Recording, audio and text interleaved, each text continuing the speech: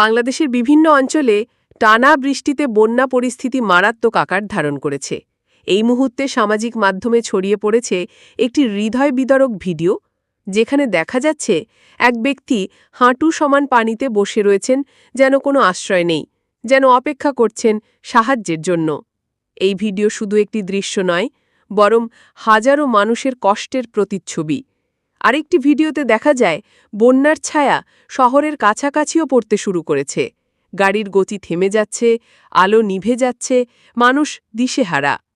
এই দুটি ভিডিও একসাথে যেন বলে দেয়, আমাদের দেশে এখন শুধুই পানি নয়, ভেসে যাচ্ছে স্বপ্ন, ঘরবাড়ি আর মানুষের হাসি।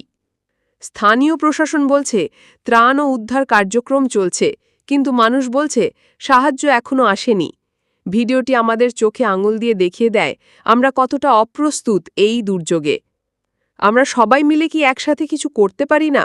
একবার ভেবে দেখুন, একজন যদি পানিতে বসে থাকে, আমরা কি তা শুধু দেখেই যাব?